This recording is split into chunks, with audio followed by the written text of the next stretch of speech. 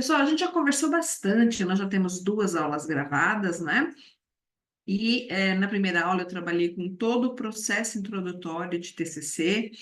A gente conversou sobre método científico, pesquisa acadêmica, né? Uma pesquisa fundamentada. A gente falou sobre a própria metodologia, falamos sobre senso comum, sobre os cuidados da escrita, né? E aí nós começamos a falar das principais fases para se preparar o pré-projeto. A ideia aqui é falar do que seria o TCC 1, que seria um pré-projeto, né? E aí nós falamos da parte mais importante. Eu acho a parte mais importante de tudo que a gente vai desenvolver, que é a parte de introdução. Então, esse pedaço aqui, galera, é o pedaço que eu compreendo como mais importante. A partir do momento que isso está muito bem desenhado, você trabalha com qualquer projeto. Fica muito mais fácil seguir, porque o caminho está desenhado, está prontinho já, né? Bom, nesse dia que foi a aula 1, nós trabalhamos o tema, a problematização da pesquisa, a justificativa, o objetivo, tanto geral quanto os específicos, né? Aí a gente definiu uma hipótese para a gente confirmar, né, corroborar ou falsear no final da pesquisa, e a contribuição que a pesquisa vai oferecer para a gente, né? Na aula passada, então, na aula 2, a gente falou da fundamentação teórica. Bom, sobre a fundamentação teórica, eu trouxe uma série de itens, a gente conversou bastante, mas eu também comecei a dar uma ênfase aí no cuidado sobre as citações, né? A gente falou um pouquinho não só do contexto, da importância, do que envolve a fundamentação teórica, mas também da presença exigida das normas da ABNT. A gente precisa seguir. Eu trabalhei com vocês explicando a necessidade dessa ABNT. Ela não está lá porque a gente é chato e adora ABNT, não é por isso. Existe uma razão. Depois assistam a aula 2, que nela tem toda essa explicação. E ainda na aula 2, eu comecei a falar de método, da metodologia. Apesar da disciplina chamar metodologia e envolver tudo isso, dentro da própria metodologia, a gente tem que conversar sobre um capítulo específico chamado metodologia, que é a forma como vamos trabalhar. Então, seria assim: a introdução seria o que vamos trabalhar, na fundamentação, compreender do que se trata esse trabalho, na metodologia é o como trabalharemos aquilo que a gente pretende, né?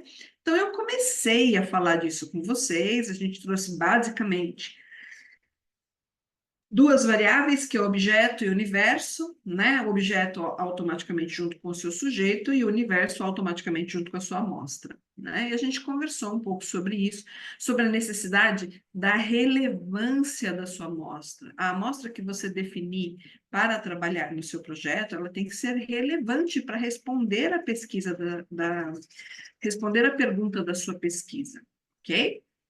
Muito bem. E aí, finalmente, a gente começa a aula de hoje. A gente, na verdade, dá continuidade do capítulo de metodologia. Então, olha só. Aqui a gente traz, né? Eu estou trazendo sempre os pedacinhos, né? O pedacinho da introdução, o pedacinho da fundamentação teórica e, finalmente, o pedacinho da metodologia.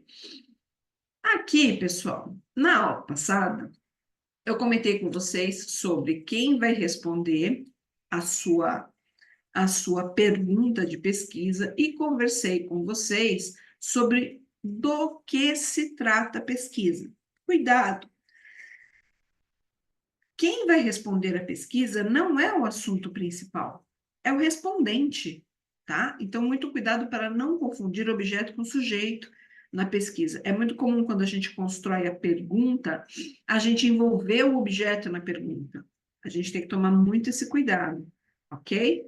E também eu falei sobre isso aqui para vocês, né? Sobre o tamanho desse sujeito, né? Então, nós estamos falando de quem? Nós estamos falando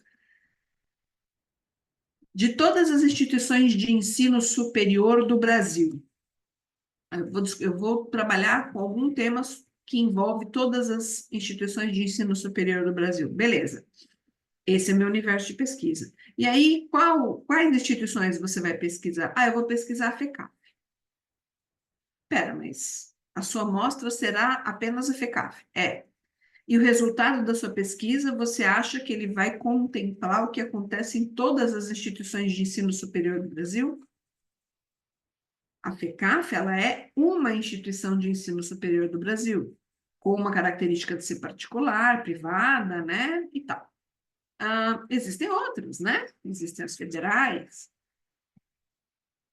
existe uma série de outras qualificações de instituições. Então, uma instituição não é uma amostra para esse universo.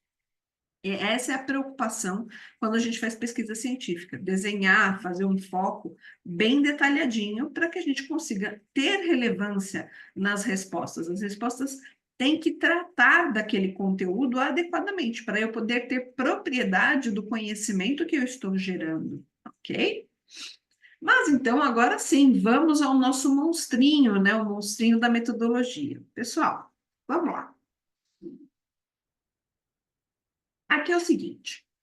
Dentro da metodologia científica, eu tenho uma série de pré-requisitos para atender o como eu farei essa pesquisa. Então, lá na introdução, eu decidi o que eu quero fazer. Quando eu chegar na metodologia, eu decidirei o como. É o método, qual é o caminho, né? Para isso, eu preciso definir, eu preciso cuidar de alguns subtópicos, com bastante carinho. O primeiro deles é a natureza da pesquisa. O segundo, a gente trabalha, e aí tem nomes variados. Tem gente que chama de modelo, tem gente que chama de nível, e tem gente que chama de objetivo. Depois a gente fala do procedimento e, finalmente, das fontes. Então, são essas fases que eu tenho que pensar quando estou trabalhando pesquisa científica, ok? Vamos lá. Primeira coisa, quanto à natureza. Nós temos hoje, basicamente, duas naturezas de pesquisa. Como vocês estão num curso de gestão, é natural que vocês façam uma pesquisa aplicada. A grande maioria das instituições, inclusive, exige, instituições que tratam, né, na formação de gestão e negócios, exigem que a pesquisa seja aplicada. E aí, quando eu falar para vocês do que se trata cada uma, vocês vão entender por quê. Olha só, na pesquisa básica, o que você gera? Um conhecimento sem uma finalidade imediata. Já começa aí. Se você tiver uma faculdade de filosofia, de sociologia, de ciências sociais, de história, algumas licenciaturas, né? Você não tem uma pesquisa que o que você vai desenvolver, ele não tem uma finalidade, ele trata de uma forma generalizada. Então, as pesquisas que são desenvolvidas para esse tipo de formação faz sentido serem básicas, ok? Aqui, visa entender ou descobrir novos fenômenos. Ele não traz um conhecimento específico para você aplicar em algum lugar e obter o resultado imediato. Né? A ideia dele é descobrir, é investigar, é observar. Então, na pesquisa básica, a gente tem essa natureza, né? Ah lá, gera conhecimento básico, produz artigos científicos, fundamental para obtenção de conhecimentos elementares. Aqui, ó, novos elementos químicos, novas fontes de energia. Então, nós estamos falando de contexto, de embasamento para novas pesquisas, né? Agora, olha só a diferença dessa natureza para uma natureza aplicada, que faz mais sentido conosco, a galera da área de gestão, ok? Ah lá. Gera conhecimento com finalidade imediata. Você vai estudar o quê? Um produto, um negócio, um retorno financeiro, uma ação com o cliente. São essas coisas que você vai estudar. Aplica conhecimentos básicos, lembrando que aqui ela gera o conhecimento básico, aqui ele aplica. Né? Então, a partir de uma pesquisa básica, eu consigo gerar um conhecimento. Produz produtos, produz processos, produz patentes. Então, eu posso desenvolver um software, um negócio, né? Gera novas tecnologias e novos conhecimentos. Então, a ideia é o quê? Um novo processo para o departamento de cobrança, não sei, um novo sistema para atender um negócio diferenciado no mercado. É para isso que serve uma pesquisa aplicada. Ela tem uma ênfase mais forte na atuação. Por isso, em cursos de gestão são utilizadas e a grande maioria das vezes exigidas, ok? Muito bem. Agora que a gente decidiu, entendeu, né, a natureza, vamos entender esse aqui, ó. Modelo ou nível ou objetivo, tá? Tem gente, dependendo do livro, você vai encontrar essas três coisas, esses três termos para esse nivelamento de metodologia, tá? Então, olha só, uma pesquisa ela pode ser exploratória, descritiva ou explicativa. Esses são os principais. Tá, você começa a pegar livro, né, do Tiolan, e você vai começar a encontrar na área, você vai começar a encontrar umas coisas muito mais profundas. Não é o caso aqui, né? Nós estamos falando de pesquisa científica de nível de graduação, nós não estamos falando de mestrado, de doutorado. Senão a gente ia se envolver com mais, né, modelos de pesquisa, uma coisa mais profunda. Não é o caso, mas sim, se você gosta muito de estudar, gosta muito de ler, você vai encontrar outros modelos também, tá bom? Não são só esses. Então, o que mais a gente usa, né? Ah lá, na pesquisa exploratória, presta atenção, visa descobrir, olha sempre os verbos, teorias e práticas que modificarão as existentes. Opa! A ideia não é novidade, né? A ideia é inovação. Criar maior familiaridade com fenômenos. Então, eu vou explorar uma condição, uma situação, um fenômeno. Obtenção de inovações tecnológicas, aquilo que eu comentei, principalmente se você for de uma pesquisa de natureza aplicada, né? Normalmente exige experimentação que acarreta achados e elucidações de fenômenos. Tem muita relação com isso aqui, né? Quase sempre feitas com levantamento bibliográfico, entrevistas, pesquisas na web. Então, aqui a ideia é conhecer um pouco mais de alguma coisa. O entregável dele não é tão significante, porque a ideia é explorar um assunto. Então, não significa que eu vou esgotar, eu vou explorar esse assunto, ok? Numa pesquisa descritiva, tá claro aqui também, né? Olha lá, ela é uma continuidade da exploratória. Na exploratória, eu vou conhecer as coisas, eu vou investigar sobre as coisas.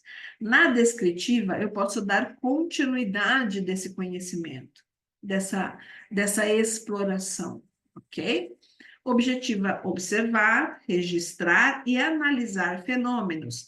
Qual a frequência que acontece, que estrutura que tem, como funciona. Então, de repente, é aquela pesquisa mais tabulada, sabe? Aquela que você busca um pouco de similaridades, de ocorrências similares, ou daquilo que está dicotômico demais. Essa é a ideia, né? O que diverge, o que converge, o que idiosincrase.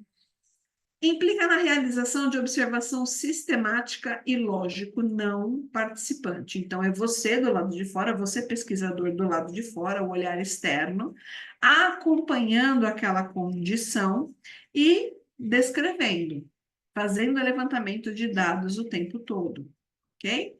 Depois vem a pesquisa explicativa. São coisas diferentes, né? Descrever alguma coisa é diferente do que explicar alguma coisa. Na descrição, eu não tenho envolvimento, né, com uma conclusão. Na explicação, sim. Ah lá. Visam ampliar generalizações. Então, tudo aquilo que é generalizado, eu preciso buscar mais. Eu preciso saber mais. Estruturar e definir leis e modelos.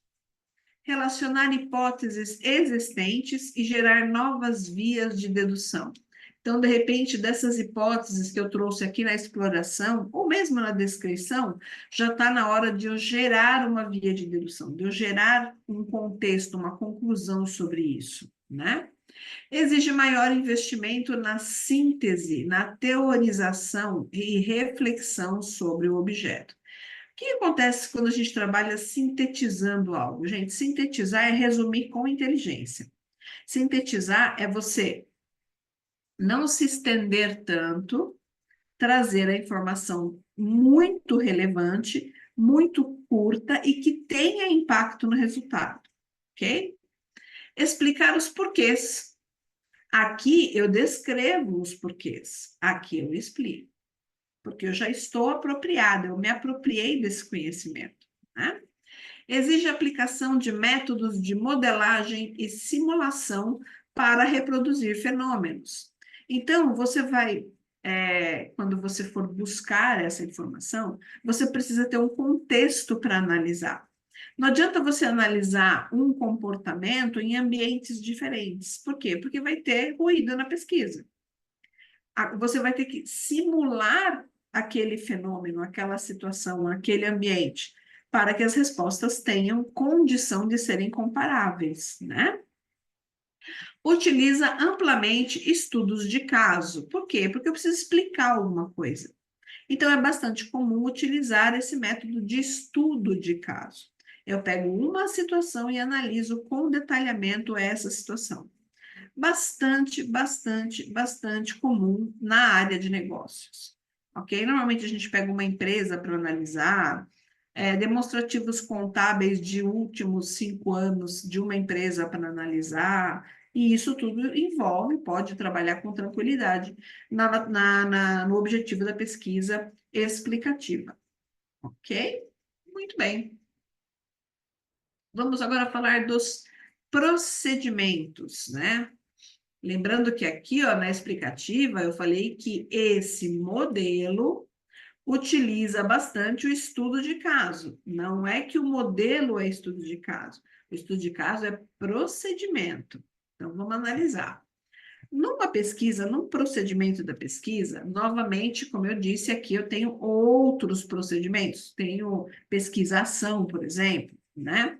Mas aqui a gente trouxe os principais para vocês. Então, vamos lá. A gente tem pesquisa experimental, como o nome já disse, elaborar e formular novos elementos, testar materiais e componentes, simular um evento, inferir e introduzir variáveis, viabilizar novas descobertas, obter novos conhecimentos e protótipos. Ó, experimento. Requer manipulação e coleta de dados de forma imparcial. Inovação gerada a partir de estudos de laboratório e experimentos. Então, aqui, nessa pesquisa experimental, a gente tem aquela ideia inicial do pesquisador, né? Ele num lugar com um monte de potinhos fervendo, saindo bolinhas, né? Blu, blu, vai explodir, vai explodir. É aquela ideia, né? Exatamente isso, tá? Nesse tipo de procedimento, a gente trabalha experimentando a situação. Novamente, para uma pesquisa de âmbito de negócios, né, de gestão em negócios, não faz muito sentido trabalhar numa pesquisa experimental, a não ser que você vá criar um ambiente naquela situação. Se você vou dar um exemplo bem bobão, tá? Quando acontece um crime e eles vão fazer a simulação, o que que eles fazem? Eles criam o mesmo ambiente, a mesma situação. Para quê? Para chegar o mais próximo possível da realidade, não é assim? Isso é um tipo de pesquisa experimental, eles geram aquele ambiente, ok? No caso de negócio, poderia acontecer também. É que realmente não tem muita utilidade, né, para gestão em negócio. Uma pesquisa operacional, essa é bastante comum, né, usando a nossa área, é uma investigação sistemática, ó, de processos de produção. Então, a investigação sistemática é o quê? Analisar aquilo durante X tempo, sempre no mesmo horário, sempre na mesma situação, sempre na mesma posição, enfim, né? Uso de ferramentas estatísticas ou métodos matemáticos. Quantas vezes aconteceu tal coisa no último tanto tempo? Quanto durou? Então, essas probabilidades, essas projeções, essas médias, todas elas são bastante utilizadas quando a gente trabalha com esse procedimento operacional. Visa selecionar os processos, apagou, para a produção por meio de comparação e correlação. Foi aquilo que eu acabei de falar. Então, você gera cenários, você gera resultados por meio de cenários, e esses cenários você pode correlacionar. Isso quando a gente for pensar no instrumento de coleta, a gente está pensando em cenários. Eu vou coletar essas informações sobre qual cenário, sobre qual ambiente, né? Algumas aplicações da pesquisa de procedimento operacional, tá? Controle e produção de estoque, processos de operação e manufatura, projeto e desenvolvimento de produto, engenharia de manutenção e de fábrica, gestão e vendas, tá vendo? É tudo um procedimento operacional. Por quê? Porque eu estou gerando investigação sistemática e, a partir dessa investigação sistemática, eu gero dados estatísticos, né? Similaridades, enfim, é esse cenário que eu trabalho para fazer uma operação, gerar a operação de uma pesquisa. No estudo de caso, pessoal, também bastante utilizado, né, no mundo da gestão, a gente vai estudar uma coisa um pouquinho menor às vezes. Na operacional, é quando a gente quer uma coisa um pouco maior, tá? Então, o estudo de caso, no que ele é legal? Quando você quer fazer uma pesquisa com muitos dados, você vai fazer o operacional. E aí você pode, por exemplo, pegar várias pesquisas de estudo de caso e correlacionar. E aí você faz uma grande pesquisa operacional sobre isso. Também é legal. Logo, eu consigo dizer que um procedimento de estudo de caso é uma coisa menorzinha. É interessante? Eu acho, principalmente para a graduação. Por quê? Porque é a primeira pesquisa científica de vocês, o TCC. Então, ele treina você. Você faz pesquisa, mas de forma mais leve e treinando, né, o como fazer pesquisa. Eu acho bastante interessante. Então, olha só, o estudo de caso, ele gera para a gente uma explicação. Ele explica uma situação, um ambiente, um cenário, ele explica alguma coisa. Pode ser uma decisão, um programa, um processo de implantação, uma empresa inteira, um profissional, uma área de atuação, um pacote de índices financeiros, uma correlação de demonstrativos contábeis, tudo isso pode ser estudo de caso. E auxilia bastante. Por quê? Porque é uma análise profunda de um determinado cenário, ok? Muito bem. Dito os procedimentos, vamos falar das fontes. Afinal de contas, eu tenho que buscar esses dados em algum lugar. Alguém tem que responder as minhas perguntas, as minhas dúvidas de pesquisador, né? Então, o que a gente tem? Bom, o que é mais trabalhoso, mas é claro, ele chega muito perto da realidade, é bem interessante, é a pesquisa de campo. Então, você vai num lugar natural onde ocorre o fenômeno. Então, eu quero entender sobre uma fábrica XPTO. Eu tenho que ir lá na fábrica, olhar, fazer um trabalho de observação, fazer um trabalho de análise, eu tenho que fazer um trabalho lá, né? É um procedimento de coleta de observação, ou então de entrevista, vou conversar com algumas pessoas, observar um pouco, depois correlacionar essas informações, tá? Uma pesquisa de laboratório, ela artificializa a situação, a produção do fato ou a sua leitura. Então, ela cria uma condição para chegar o mais próximo possível daquilo que eu quero estudar. Nem sempre eu tenho exatamente o ambiente que eu quero. Então, eu chego o mais próximo possível, tá?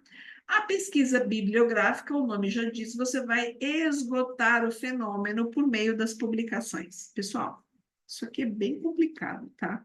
As pessoas acham que, normalmente, o aluno coloca aqui no objetivo, nos objetivos específicos, que ele vai fazer uma pesquisa bibliográfica para atender o objetivo geral. É muito complicado você esgotar conhecimento. tá? É muito complicado. Normalmente, ainda mais hoje, né? Tudo que se tem escrito por aí é muito material para ser esgotável. Então, a gente pode colocar que vai trazer aí um olhar com parcial pesquisa bibliográfica, porque uma pesquisa bibliográfica necessita de esgotamento do assunto, tá? Normalmente a gente trabalha isso no doutorado, ok? A pesquisa documental, que é a mais utilizada por vocês, por nós da área da gestão e negócios, né? Ela trabalha parecida com a bibliográfica, mas eu vou trabalhar com documentos oficiais. Pessoal, esses documentos, normalmente, são documentos públicos, tá? Por quê? Porque existe um código de ética na pesquisa. Eu não posso sair pedindo informação dentro das empresas, até porque elas não vão ceder, né? Material confidencial.